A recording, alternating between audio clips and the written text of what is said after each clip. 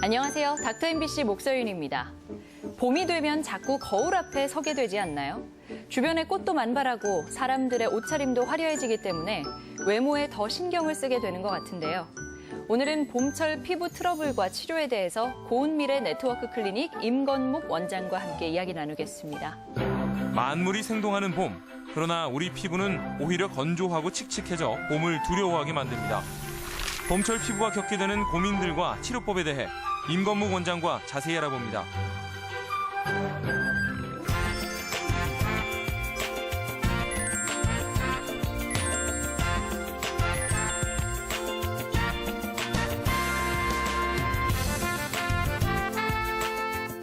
안녕하세요. 안녕하세요. 네. 예전에 보면 봄이 되면 항상 얼굴에 마른 버짐이 피는 분들이 있었는데요. 봄이 되면 나타나는 마른 버짐, 이게 봄하고는 어떤 관계가 있는 건가요? 예, 마른 버짐. 저희가 어렸을 때도 마찬가지고, 지금도 저희들도 이제 애기들한테 말을 많이 하는데요. 봄이 되면 이제 얼굴에 버짐이 핀다, 마른 버짐이 핀다라는 말을 많이 했죠. 네. 마른 버짐은 이제 단순성 비강진을 쉽게 부르는 말인데요. 예전에는 안면백선 또는 사상균성 안면습진이라고도 했습니다. 주로 이제 남아나 혹은 여아 혹은 젊은 여성한테 동그랗게 하얗게 분가루를 뿌린 것처럼 그런 증세가 나타나는데요. 네. 순전히 이제 개인적인 생각입니다. 개인적으로 생각에는 모양이 좀 마치 꽃처럼 피어나니까 버짐이 핀다라고 하지 않았을까라고 생각합니다. 네. 원인도 아직 잘 모르고요. 다만 봄철 면역력이 떨어지고 그다음에 피부 자체가 급격한 온도차를 겪으면서 네. 그런 발생하는 것이 아닌가 추정되고 있고요. 치료는 보통 비타민 C죠, B2를 복용하거나 혹은 부신 피질 호르몬을 이용해서 치료하고 있습니다. 네. 봄은 미세먼지도 굉장히 심하잖아요. 거기에 대기도 건조하고 바람까지 불다 보니까 실제로 피부가 더 예민해지기도 하죠. 그렇죠. 봄에는 비교적 약한 자극에도 이제 피부가 좀 민감하게 반응을 하고 있습니다. 네. 병원에 찾아오는 환자들을 보더라도 이제 보면 외출하기 딱 좋은 계절이고 또 꽃도 피고 네. 그러다 보니까 아무래도 알러지 증세 환자분들이 많이 옵니다. 이제 꽃 알러지도 생길 수도 있고 접촉 알러지도 생길 수도 있고 그렇습니다. 또 봄이 되니까 이제 각종 나물들이 또 나오죠. 봄나물의 제왕이라는 두릅. 저도 이번에 좀 찾아봤습니다. 이 내용은. 네, 옷순 이런 것들을 드시고 전신성 알러지 등으로 많이 내원하십니다. 아이들 같은 경우에는 이제 온도 변화에 따라서 아토피 증세로 많이 오죠. 네. 아토피라는 게 사실 더워서 더우니까 생기기도 하고 겨울이니까 추우니까 생기기도 하고 특별한 원인이 없는 건데 어쨌든 급격한 온도 차이가 있고 그러니까 이제 아토피 증세로 많이 오고요. 사실 이제 이런 증세들 같은 경우에는 적절한 투약과 연고 치료로 증세를 호전시킬 수 있으니까 참지 마시고 가까운 병원을 방문하시면 되고요. 다만 이제 얼굴에 알러지하고 염증이 생겼는데 약으로 호전시킬 수 있지만 착색이 남을 수 있습니다. 네. 따라서 적절하게 염증 컨트롤을 하지 않으면 마치 기미처럼 착색이 남기 때문에 안색이 어두워져 보이죠. 그러니까 좀 더 철저한 염증 컨트롤이 필요합니다. 네. 실제로 봄이 되면 얼굴이 더 칙칙해지기도 하나요? 봄이 되면 일단 햇볕이 화사해지고 네. 또 주변 자연도 이제 겨울에 그런 황량함이 아니라 뭔가 좀 알록달록 변하게 되고 옷차림도 좀 화사해지고 그러다 보니까 상대적으로 얼굴이 좀 어두워져 보이는 것도 있고요. 네. 하지만 이제 실제로도 얼굴 색소들, 기미, 잡티, 색소 침착, 홍조 등 이런 것들이 날이 추울 때는 좀 숨어 있다가 네. 날이 따뜻해지면서 이제 스물스물 올라오는 그런 경향이 있습니다. 또한 이제 날이 따뜻해지니까 야외 활동이 많아지게 되죠. 네. 각종 축제들도 있고 꽃놀이들 등 이렇게 외출을 하다 보니까 겨울에 잘 지내던 또 피지선도 뭔가 문제를 일으킵니다. 그래서 피지분비라든가 트러블, 착색이 많아지게 되고 또 외출이 많으니까 자외선도 많이 맞게 되죠. 네. 그래서 전반적으로 얼굴이 어두워집니다. 네. 그래서 자외선 관리가 또 필요한 시기인 것 같은데요. 자외선이 우리 건강에 꼭 필요한 거인데도 유독 우리나라 사람들은 자외선을 피하는 경향이 있는 것 같아요. 그렇죠. 자외선이라는 게 이제 햇볕의 일종이죠. 그리고 당연히 살아가는 데 필요하죠. 예. 그런데 이제 우리 몸의 피부는 건강하기 때문에 자외선을 받으면 기미색소를 만들어냅니다. 이게 뭔 말이냐면 우리 얼굴 피부는 자외선에 노출되는 그런 이벤트 자체를 공격받았다고 느낍니다. 그래서 우리 몸이 피부를 보호하기 위해서 멜라닌 색소들을 마구 만들어내서 생기는 것들이 얼굴에 잡티, 주근깨, 뭐 기미 등등이죠. 네. 어떻게 보면 우리 몸의 정상적인 반응이고 피부가 건강하다는 증거인데 아이러니하게도 저희는 그것 때문에 좀 스트레스 받게 되는 거죠. 예. 뭐 스트레스 정말 많이들 받으시죠. 우선 기미, 잡티를 예방하기 위해선 자외선 차단제를 쓰잖아요. 예. 네, 종류도 참 많던데 자외선 차단제를 더 잘 쓸 수 있는, 효과적으로 쓸 수 있는 방법 좀 알려주시겠어요? 자외선 차단제 요즘 워낙 제품들 잘 나오고 종류도 많고 그래서 제가 뭐 콕 집어서 어떤 제품을 쓰라 뭐 이런 얘기를 못 드리고요. 예. 이제 문제는 자외선 차단제를 아침에 발랐다고 끝 하고 외치면 그리고 무시하면 안 된다는 거죠. 네. 이제 햇볕에 노출되기 전에 30분 전에 발라줘야 되고 또 중간에 3시간 정도 텀을 두고 계속 발라줘야 돼야 되는데 그게 참 힘들죠. 네. 또 자외선 그 차단 지수가 높다고 무조건 높다고 좋은 것도 아니고 또 화학성분이 많이 들어간 것도 오히려 피부에 자극을 줄 수 있습니다. 네. 그러니까 이제 보통 보면 모자나 뭐 양산이나 뭐 마스크나 이런 것들 이용해서 햇볕을 같이 차단해 주는 것이 좋고요. 또 이렇게 저렇게 정말 노력했는데 어느 날 문득 거울을 보니까 기미 색소가 쫙 올라와 있다. 그러면 좀 더 적극적이고 전문적인 치료가 필요합니다. 네, 뭐 본인이 방심을 했든 뭐 노력을 덜 했든 이렇게 얼굴에 기미가 올라오면 그럼 어떤 치료를 받을 수 있나요? 일단 뭐 전문 병원을 방문해서 이제 뭐 레이저 치료라든가 뭐 수액 치료라든가 아니면 뭐 색소 전문 스킨케어를 받으면 도움을 많이 받을 수 있는데요. 물론 그 전에 외래 처방을 통해서 이제 기미 색소가 약해지는 그런 연고를 처방받아서 이제 시도를 해보는 방법도 있고 또 미백약이라고 해서 이제 기미의 신생혈관 생성을 억제하는 트리엑산삼 성분 약을 복용하는 방법도 있습니다. 이런 방법을 베이스에 두고 다음에 기미, 잡티, 주근깨, 점, 색소 네. 이런 침착에 맞는 레이저를 받으시는 것이 도움이 됩니다. 뭐 연고, 먹는 약 등과 함께 레이저 치료를 받으면 도움이 된다고 하셨는데 요즘 레이저 종류가 이름도 참 다양하고 생소한 것들도 있던데 대표적인 거 몇 가지만 소개해 주시겠어요? 예, 레이저의 종류는 아주 많습니다. 이제 뭐 전 세계에서 다 생산을 하기 때문에 요즘 워낙 저희 나라도 기술력도 워낙 좋아져서 종류가 많아졌는데요. 근데 사실 이제 나온 업체에 따라서 종류도 많고 그래서 그렇게 구분하기는 힘들고 이제 레이저의 파장대를 이용해서 구분하면 나름 좀 더 쉽게 구분할 수 있습니다. 이제 저희가 전통적으로 이제 기미 색소에는 1064, 1064 나노미터의 파장대에 그런 레이저를 많이 사용합니다. 이제 네. 환자분들이 흔히 알고 있는 것은 이제 레이저 토닝이라고 그렇게 많이들 알고 계시는데요. 이런 1064 파장대의 레이저는 피부에 깊이 들어가서 멜라닌 색소를 파괴하게 됩니다. 그래서 이제 기미 색소 혹은 색소 침착의 병변을 개선시키는 방법입니다. 사실 이 방법으로 저희가 한 10수년간 좋은 임상을 보여준 것도 사실인데 문제는 이 파장대로 기미 치료를 하면 치료 효과는 좋은데 네. 재발이 많습니다. 그래서 단순 재발이 아니라 이제 리바운드라고 해서 좀 더 진해져서 올라오는 경우도 많이 있거든요. 네. 그래서 이제 저희 의료진이 계속 연구를 해봤죠. 왜 그런가? 그럼 계속 연구를 해보니까 재발되는 루트, 색소 공급을 담당하는 그 루트를 제거하자라고 해서 나온 방법이 이제 롱펄스를 이용하는 방식입니다. 그래서 재발률을 낮추고 또 색소 치료 성공률도 높이는 방법이어서 현재는 1064, 1064, 1064 Q 스위치 방식과 그다음에 1064 롱펄스를 동시에 이용하는 듀얼 토닝 방식을 많이 하고 있습니다. 네. 또 이 방법은 기존 치료 성공률도 유지하면서 재발률을 현저히 낮추는 그런 방법인데요. 또 표피에 있는 잡티, 뭐 주근깨, 검버섯 등은 여전히 IPL이 최고의 강자입니다. 네. IPL을 이용해서 제거하고 있고요. 다만 표피에 있는 표피성 기미 같은 경우에는 1927 나노미터 파장대, 1927 나노미터의 파장대를 이용해서 좀 날려버리고 또 IPL을 이용해서 병합 치료를 했을 때 좀 더 좋은 임상을 보여주고 있습니다. 네. 최근에는 기미 치료를 뭐 6개월씩 하지는 않고 제가 좀 전에 언급한 그런 1064 QSH 방식과 그다음에 1064 롱펄스 방식, 그다음에 1927 레이저를 이용해서 2주의 색소 치료를 마무리하는 프로그램을 많이 하고 있습니다. 봄철 피부 트러블과 치료에 대해서 알아봤고요. 임건묵 원장과 함께했습니다. 고맙습니다. 고맙습니다.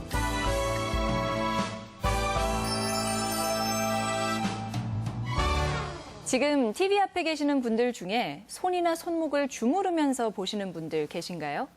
손을 많이 쓰는 분들, 중년 이상의 주부나 사무직 종사자들에게 많이 나타나는 질환이 바로 손저림증인데요. 이번 시간에는 손저림증을 일으킬 수 있는 질환과 이에 대한 정확한 진단 방법과 치료법에 대해 전주수병원 최종호 과장과 이야기 나누겠습니다. 저릿저릿하고 욱신욱신한 손저림. 오래되면 뇌졸중은 아닌지 영구적인 장애가 남는 건 아닌지 걱정하게 됩니다. 손저림증을 일으키는 질환과 치료에 대해 재활의학과 전문의 최종호 과장과 함께 이야기 나눠봅니다.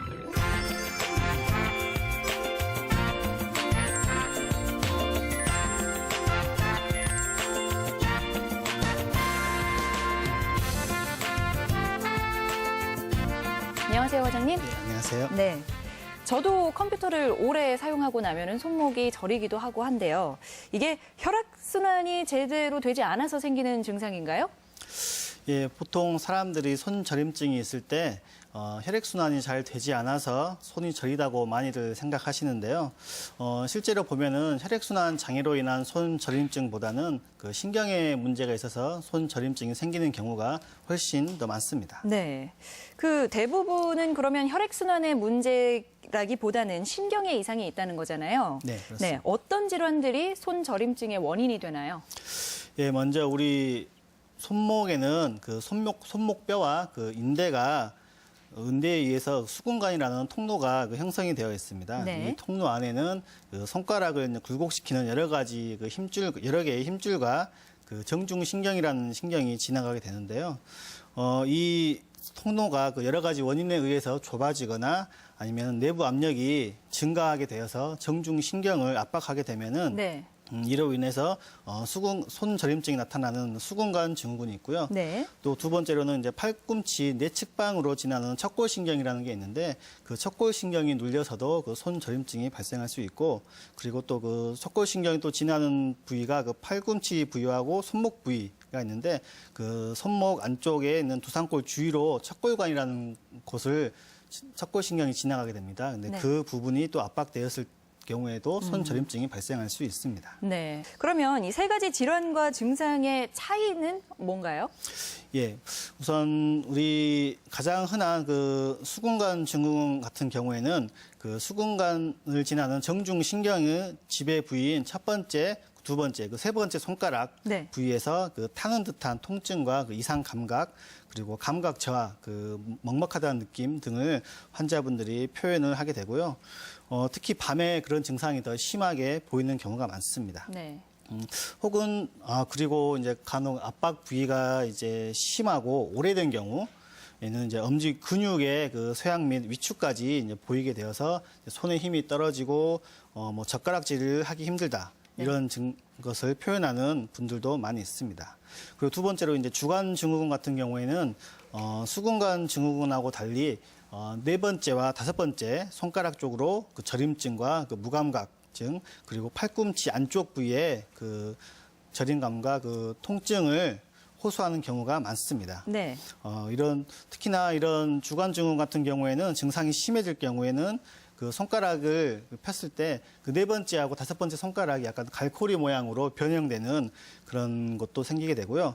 그리고 새끼 손가락을 이제 벌려주는 근육에 위축이 있어서 뭐 열쇠를 짚는다든지 아니면 젓가락질, 뭐 단추 채우는 등의 정밀한 손 동작을 하는 데 있어서 네. 문제가 있는 경우가 많습니다. 예. 그리고 그 척골관 증후군 같은 경우는 주간 증후군과 증상은 거의 비슷하지만 이제 팔꿈치 쪽으로는 증상이 없다는 게 그 차이점이라고 할 수 있겠습니다. 어쨌든 세 가지 질환 다 손가락에 증상이 나타나고 또 증상도 비슷할 수 있다 보니까 진단하기가 또 쉽진 않을 것 같은데 진단은 어떻게 하죠? 예, 진단 같은 경우에는 우선 이제 환자분의 증상이 가장 중요하고요. 첫 번째로 이제 수근관 증후군 같은 경우에는 이제 엄지와 검지, 중지, 첫 번째, 두 번째, 세 번째 손가락에 저림 증상을 환자분들이 우선 호소할 경우에 수근관 증후군을 저희가 의심하고 저희가 이제 진료실로 내원했을 때 하는 이학적 검사로는 이제 신경 타진 검사하고 이제 수근 굴곡 검사라는 게 있습니다.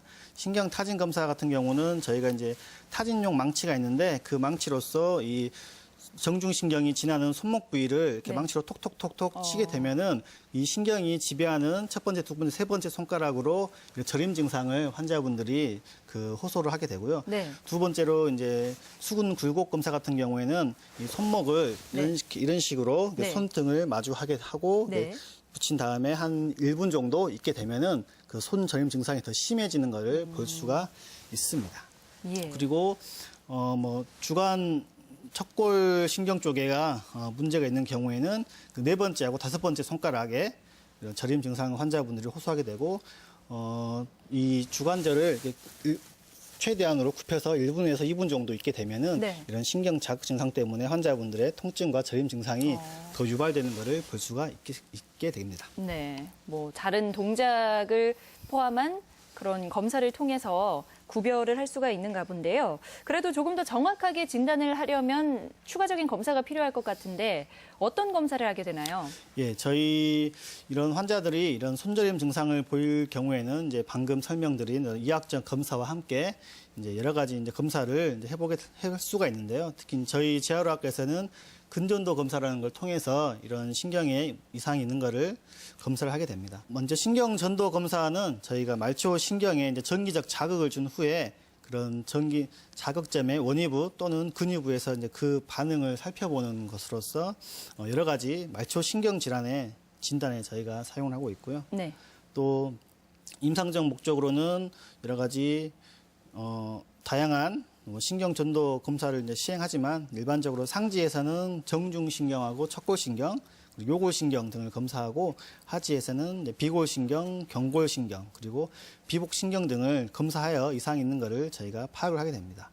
그리고 두 번째는 침 근전도 검사 같은 경우에는 작은 침을 이제 근육 내에 있다가 저희가 삽입을 해서 근육에서 나타나는 비정상적인 활동 전위의 변화를 저희가 감지하고 또 근육이 수축한 후에 발생하는 여러 가지 전기적 활동 등을 저희가 분석해서 근육이나 신경의 이상 유무를 이제 파악하는 그런 검사가 근전도 검사가 되겠습니다. 네. 이 질환들의 치료 방법은 비슷한가요? 우선 이제 이런 손저림증의 증상이 있는 경우에 이제 치료 방법으로는 크게 이제 두 가지 비수술적인 치료 방법과 수술적인 치료 방법이 있겠습니다. 네. 환자분들 증상이 가볍고 근육 위축이 없는 경우 에는 우선 비수술적인 치료 방법을 먼저 시행해 볼 수가 있고요. 네. 그런 치료 방법으로는 여러 가지 소염 진통제라든지 신경병증성 통증 조절제 등을 통한 약물 치료가 있고요. 두 번째로는 이제 보조기나 부목 등을 이용해서 손목을 위치를 고정해주는 고정 치료 그리고 여러 가지 초음파 유도하에서 국소 스테로이드 주사를 주사해서 염증과 부종을 가라앉히는 주사 치료 요법. 그리고 이제 스트레칭 등을 통한 운동요법 등이 있겠습니다. 손목 운동요법이라고 하면 집에서도 따라 할 수 있을 것 같은데요. 어떻게 하면 되는지 좀 보여주시겠어요? 예, 우선 수근관 증후군을 예방하거나 이렇게 완화시킬 수 있는 운동요법을 이제 간단하게 소개해드리자면 제가 아까 수근관 증후군을 진단할 때 하는 방법으로 수근 굴곡 검사를 말씀드렸는데 네. 이런 스트레칭 이와 반대로 손목을 이렇게 신전시켜주는 네. 그런 방법이 되겠습니다. 이런 식으로 해서 3분에서 5분 정도 네. 양손을 번갈아가면서 시행을 하게 되면은 이런 우리 수근관을 이루고 있는 그 인대를 이완을 시켜서 네. 이 정중신경에 압박시키는 것을 훨씬 더 줄여주게 돼서 이런 환자분들의 손저림 증상이 완화될 수가 있겠습니다. 네. 운동요법이나 약물 치료를 했는데도 계속 통증이 지속된다면 수술을 해야 하나요? 예, 이런 비수술적인 치료 방법에도 불구하고 손가락의 근육 위축이나 마비가 관찰되는 경우 네. 또는 이런 MRI나 초음파 등 검사를 통해서 어떤 종양이라든지 이런 신경을 누르고 있는 것이 발견되거나 아니면 신경에 탈구 등이 보일 경우에는 이제 수술적인 요법을 이제 시행을 하게 됩니다. 네. 보통 한 6개월 정도 이상 비수술적인 요법을 했는데도 불구하고 이런 증상이 심해지거나 악화되거나 호전이 없는 경우에도 이런 수술적인 치료를 해볼 수 있겠습니다. 오늘 이 시간에는 재활의학과 전문의 최종호 과장과 함께 손저림증의 진단과 치료에 대해 알아봤습니다. 고맙습니다, 과장님. 요즘 한창 결혼 시즌이죠. 최근 결혼 연령이 높아지면서 늦은 나이에 아이를 낳는 고령 산모도 증가하고 있습니다. 고령 임신은 불임뿐 아니라 임신 중독증, 임신성 당뇨 같은 합병증 위험도 높아지는데요. 적절한 산전 관리로 이 위험을 크게 낮출 수 있습니다.